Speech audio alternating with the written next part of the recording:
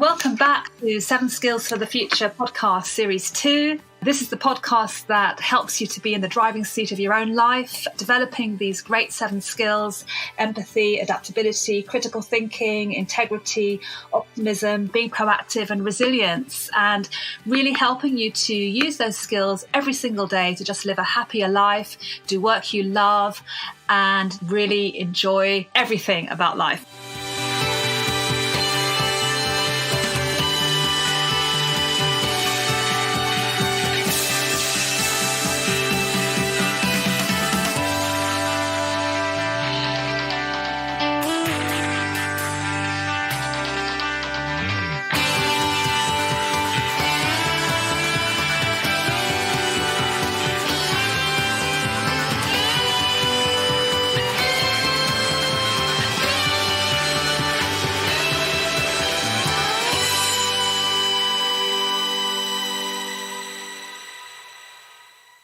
I am so delighted today to be welcoming Stuart Goldsmith to the podcast.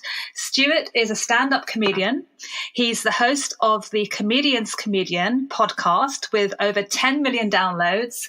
And I'm really interested in talking to Stuart more, particularly about resilience. So, Stuart, welcome to the show. Thank you very much. Thanks for having me. And it's a very refreshing change to be interviewed not on a comedy podcast. So I will try, I will make no promises to be funny. I'm going to quite relish the ability to talk seriously about the job. Stuart, could you start by telling our listeners about what you do and your life as a stand-up comedian? Certainly can. I have been a comic for 13 years, and I am in that bracket of comedians who are successful enough to be full-time professionals, travelling all over the country and all over the world, but who do not have to cope with being famous. So I really feel like I've won in that respect. Yeah, I'm a performer. I've sort of won awards all over the place, if those sorts of things are of interest. And I also interview my fellow comedians. I do this podcast, as you mentioned, in which I've been doing that for about 7 years, and I have spoken to over 280 comics in depth about their creative lives. It started off being a podcast about how do you write your material, and very quickly turned into how have you developed creatively. What are your preconceptions? What were your plans for your success? How have they worked out? How have they changed? And then has metamorphosed again into being about how people cope with being alive. Oh, great. It sounds fantastic. Yeah, thank you. I mean, when I think of stand-up comedy, I have to say, it fills me with a slight sense of dread. And I'm not even, I don't even do comedy. So what is that all about? Yeah, well, I think that's true. I have certainly had people in the military tell me that I'm brave, which is a really peculiar sort of thing to be on the receiving end of. Certainly starting performing stand-up comedy was very, very difficult, and I put it off for years. I wanted to do it for years before I mustered the courage to do it. Keeping going is, once you've done 25 gigs, is a lot less hard than starting. But I think the reason that people find it so frightening is that you're putting your dignity on the line, and that's incredibly important to people, even more so sometimes than their lives or their health. The idea of losing dignity or risking being sort of publicly attacked or shamed in front of an audience, or simply standing on a stage. A lot of people are very scared of public speaking without even the additional sort of element that you have to be constantly funny or consistently funny. So yeah, it fills a lot of people with dread, which is good for me, because if more people start doing it, then there's less work for me. So I'm happy to be someone who, now listen, I'm not going to jump out of a plane anytime soon. There are things in life that fill me with dread. Yeah. And stand-up used to scare me, but I made myself do it anyway, and have learned, both through my own experience and from talking to the guests on my podcast, ways to manage that fear and to suppress it, to overcome it, and sometimes to actually inhabit it and to make it work for us. Can you tell us a bit more about that? How do you make that work for you? There's so much to talk about. So I suppose managing fear immediately. I always tell people, if someone says to me, I want to start doing stand-up comedy, my advice is always the same. Immediately put something in the diary, ring a comedy club, get in touch, email or Facebook some sort of organisation, and say, do you do open mics or open spots? This is unpaid work that you can expect to be doing for several years before anyone starts to pay you. Yeah. At your own travel expense as well. And that's, the early lives of a comedian are sometimes very torturous, very difficult. But immediately get something in the diary because you won't do it. You won't ever do it. If you're planning to do it and, wait till you've written a bunch of jokes, that'll never happen. So get something in the diary, feel terrified for ages, because it won't be for months. And then probably down to the very night before that commitment, that's when you'll be spurred onto writing some sort of version of a joke, some kind of material, and then getting on stage and doing it. That, I think, is the best advice to start, because that fear of failure and that fear of a loss of dignity is so immense. Once you've done it, I would then say to someone, don't judge it on your first go, because comedy is full of people who were brilliant the first time. And there's very often, there's a real track that a lot of comics go on. You're funny for your first gig or your first 2 gigs, your first 3 gigs. At some point, often very early on, you become overconfident. You think, hey, this is easy / I'm a genius. And then you walk on and you experience your first comedy death. And that's when you get to find out what that is really like. Now, no one wants that to happen ever again. It's awful to watch. It's horrific to experience. But if you plan to be a full-time professional comedian, there are more of them out there waiting for you. So the sooner you get used to them, the better. What I would say to someone is book in a gig, do it, and then almost before you've done it, book in 10 gigs. If you can, if you're serious about it, do one just to see what it's like, because you may never want to do it. There's no point doing the admin of booking if you're never going to want to repeat it. But don't judge how it went until you've done 10. Interesting. I mean, I'm sure that applies to lots of other things we do in life as well. That commitment, book it in, make that commitment, and then work towards it, or wait until just before. And absolutely. Another common way of starting is to be at a comedy club where they say, does anyone want to have a go? And people, that's like the opposite. You get pushed into it. You just jump into it in the moment with no plans. They're both ways of managing or mitigating the fear of the impending event. How important would you say resilience is for you as a skill? Because that's one of the 7 skills, and it's a skill that we believe people can actually learn and develop. How important is resilience? I would say it is the defining characteristic of all comedians. That you will certainly be aware of, given that sense of humour is subjective, and that you'll be aware of comedians who you think, how on earth is that person successful? How are they famous? How have they got anywhere? I don't find them funny at all. Whether someone is funny is a subjective thing based on the viewer. But the thing that we definitely all have in common is that we are resilient. We are tenacious enough to have a terrible gig, to have a terrible time, and at a certain amount of time afterwards, often not immediately, but probably by the next morning, if not sooner, we'll be thinking, I think I know what I did wrong. Let me back up there. I can fix this. I can do it better. I know I can. Yeah. And managing to harness that instinct in order to drive ahead and put yourself into those situations, into the Italians have a clowning expression, in the mouth of the wolf. I think it's dentro bocca di lupo. And that's what it's like being on stage, the mouth of the wolf. The jaws could snap shut any time. To keep putting yourself into that experience relies upon a certain amount of resilience. And also, and this is really key, it cultivates that resilience. So you gradually cultivate and hone the ability to put yourself in situations of not grave personal danger, but grave emotional danger, situations that would make the average person run a mile. And I imagine that from what you were saying earlier on, it comes from a very strong drive. I mean, you said that, for a long time you wanted to do stand-up comedy, but you didn't. But yes. Obviously there's a strong desire to do it. Yes, and funnily enough, what I did was I did everything I possibly could that was nearly stand-up comedy but wasn't quite. So I became a street performer. When I was 16 years old, I started doing street shows in Stratford-upon-Avon, near where I lived.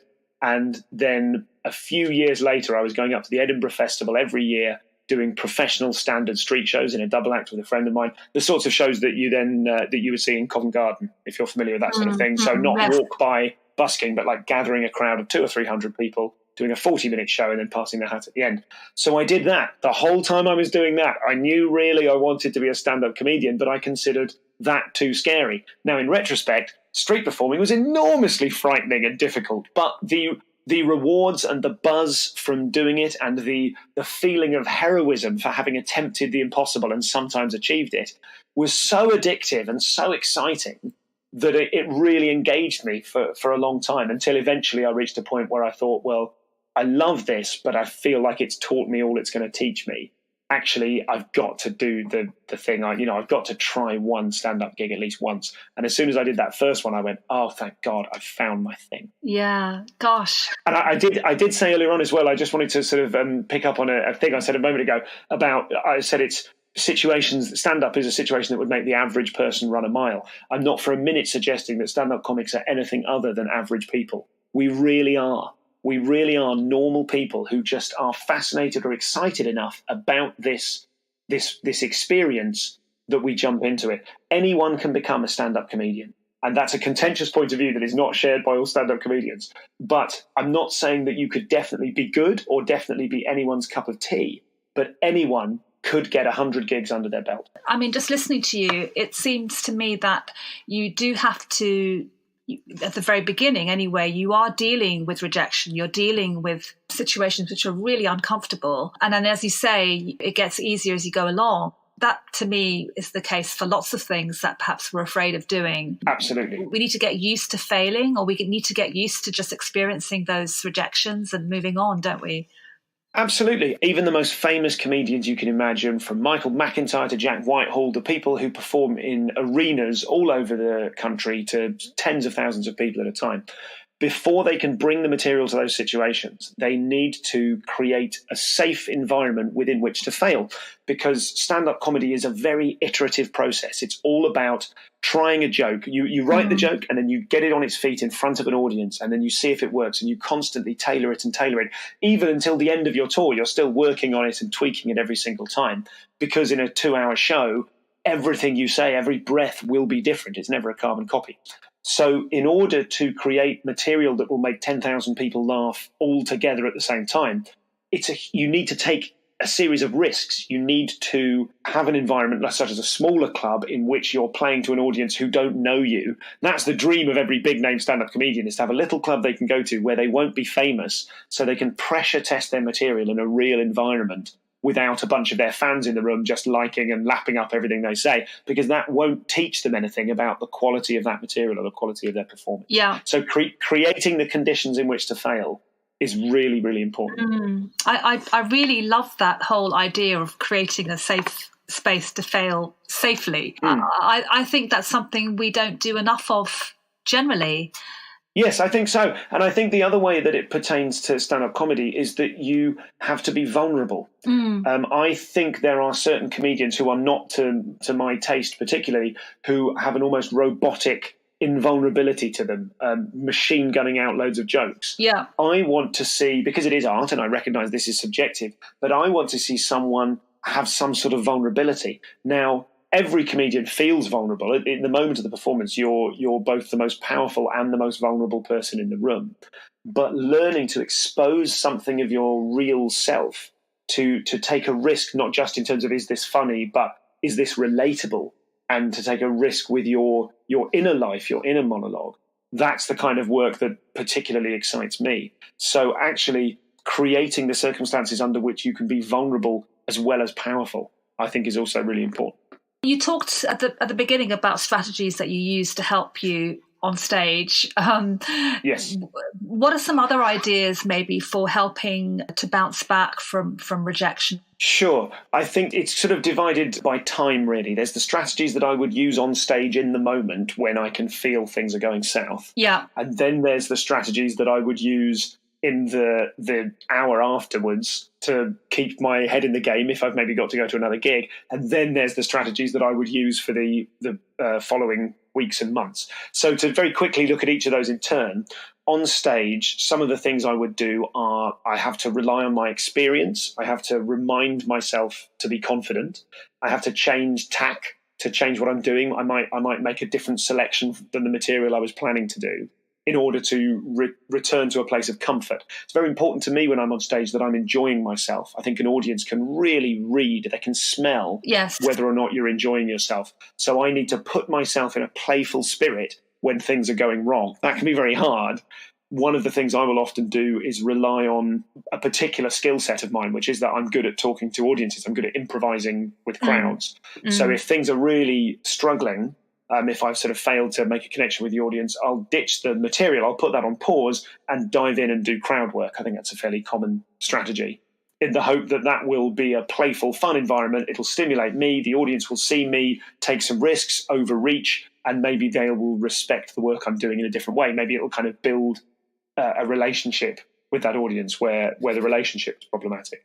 So, and even in doing that, there are other sorts of things, like because of my street performing past, there is a particular thing I do with my feet. There's a particular posture I have. If I'm struggling, I'll drop my left foot back into a sort of like the slightest suggestion of a crouch. So still standing, but just a kind of a slightly more physically involved space, because that it reminds me that there is a very live thing happening. It reminds me of a sort of, I don't know, it's almost like a fight or flight kind of mode.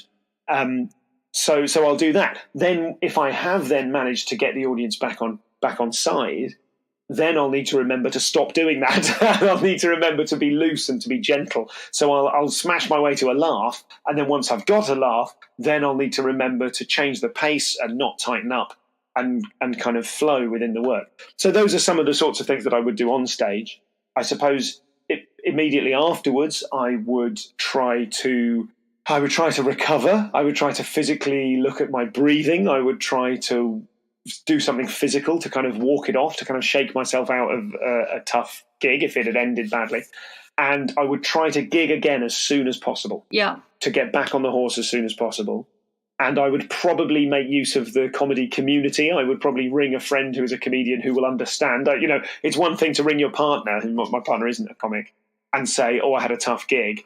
I probably won't do that in the moment, because actually I need to know that someone else who understands it from my point of view can appreciate it, and I can blame the audience for a little while at least, and ideally not for too long, but certainly in the moment I can sort of engage emotion to kind of think to myself, oh, that was their fault, they were awful, knowing that the next day I'll be able to reassess that and take responsibility for it. And then looking forward much sort of further after that, I will try to assess what went wrong and how I could improve it next time. I think one of the things that can go wrong is if you're heckled, if someone shouts something out, and often, I'm good now at dealing with those things. I think in the moment, if it's spoiled the enjoyment for me because someone's heckled, I've dealt with it, and then I've finished the show and successfully, but then afterwards I'm kind of ruminating on that thing, and that annoyed me because it was going well and there was no need to say that.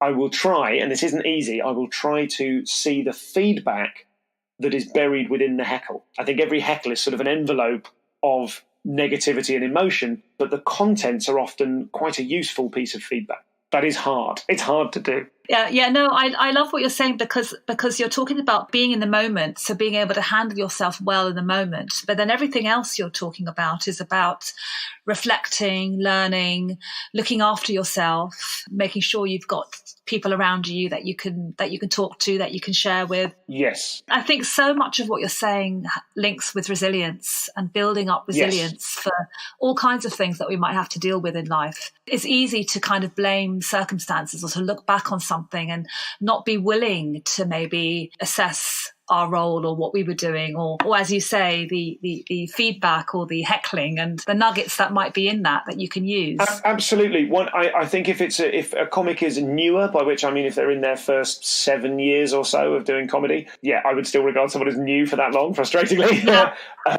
From my privileged position of having been in the game for double that, there are people who've been going twice as long as me, who I'm sure would consider me new. I think if someone is newer, I would say to them, listen, it's never the fault of the audience. It's never the fault of the audience, because it's important that is your base premise.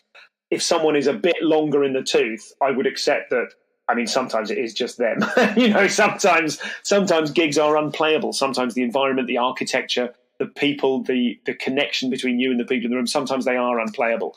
But there's no sense thinking about that as you are learning to become a comedian. That's an indulgence that I think you are allowed to think once you've put in the stage time. Another thing that's just occurred to me listening to you is the importance of perseverance, because I think we can tend to give up quite quickly generally if we get rejected a few times or we have a few setbacks, or as you were saying earlier, things go well but then there's a setback.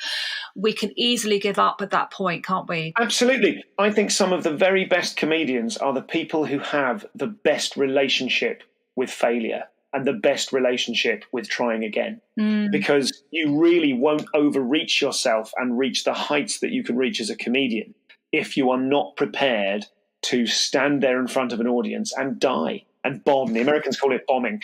The better you are with bombing, the more comfortable you are with bombing, the more risks you can take, the more you can overreach, the greater you can sort of transcend. Yeah, and I think that applies to everything in life. I mean, listeners, whatever you're trying to achieve or whatever you're wanting, this is the way to do it. It's, I think, failing, learning, getting up again, and getting to that point where you are overreaching and you're tapping into that potential, you're tapping into that gold. Yes, because when you do reach that, when you get just a taste of that, and in comedy terms, when you improvise, you take a risk, you get a big laugh, or you there's something you thought of that day that you made a quick note of, and then you try saying that on stage at a new material gig, and that gets a laugh. That feeling is ecstatic. Yeah, it's an extraordinary feeling, and one of the most comforting things or encouraging things about comedy is that those famous comics I mentioned before, the best part of their day is that moment when they came up with a thing in the car on the way to the arena.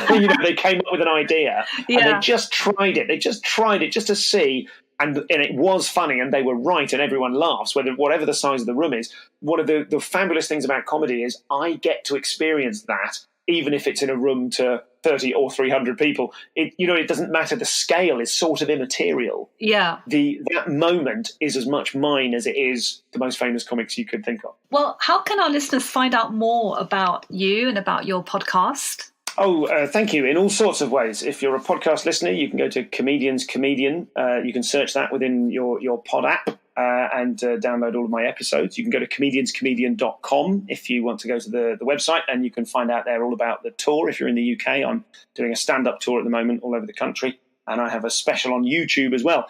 If you're a business person and you would like to hear more about resilience, then I'm actually doing some presentations about what the greatest comics in the world can teach your business about resilience.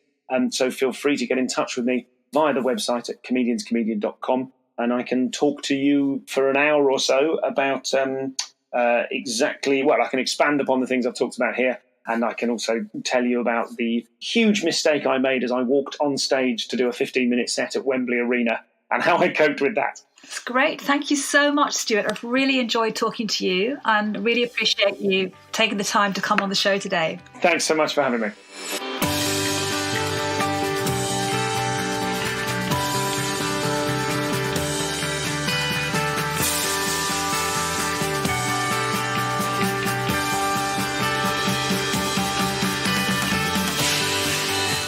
Thank you for listening to the 7 Skills for the Future podcast. There are all sorts of things you can do to boost each of the 7 skills. If you want more ideas, you can buy the book, 7 Skills for the Future. You can also go online to our website, Unimentor, and join as a member, and you'll be able to access more resources, ideas, and free downloads. If you have a question you want to ask on these podcasts, get in touch through Instagram at 7 Skills for the Future, or on Twitter and Facebook at Unimentor. And don't forget to subscribe to this podcast on Spotify, Apple Podcasts, or your podcast player of choice.